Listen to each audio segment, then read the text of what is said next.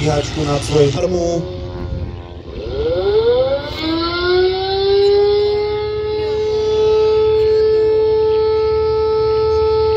A o pár minút začne letecký boj.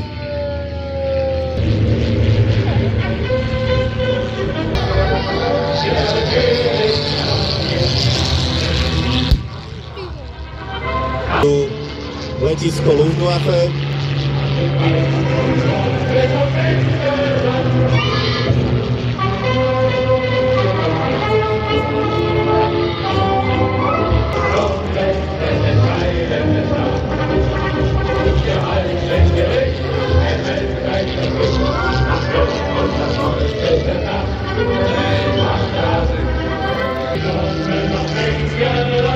Si dovolím také malé okienko do histórie.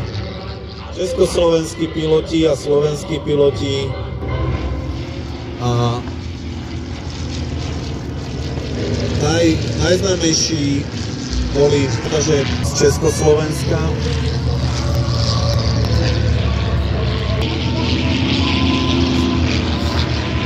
Ale pravda, že slovenskí piloti bojovali aj na východnom fronte, jednak na strane slovenských vzdušných zbraní,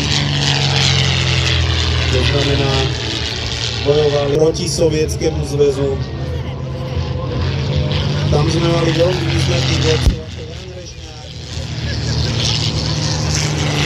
ktorý zostrelil 32 nepriateľov slovenských proti Nemcom.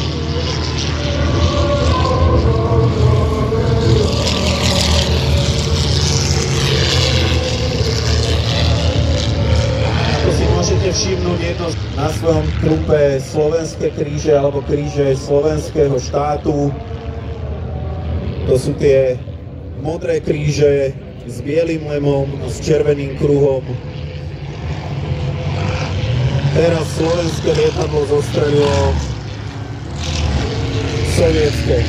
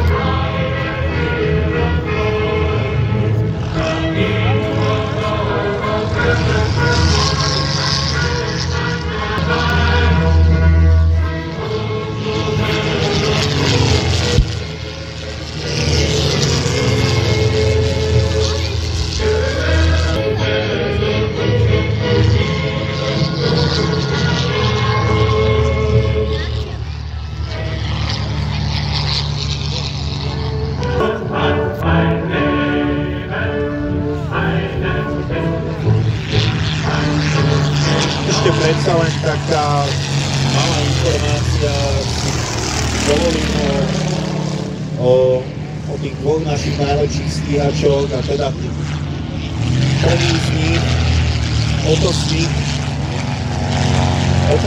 Po Ottovi Smithovi je pomenovaná aj naša stíhacia základňa na Sliači.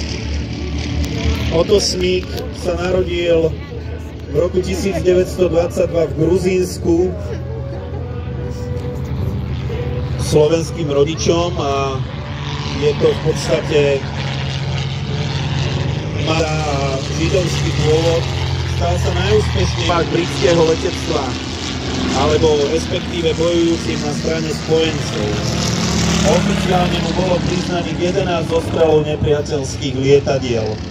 Zahynul pri útoku na železničnú stanicu. Zahynul v roku 28. novembra roku 1944.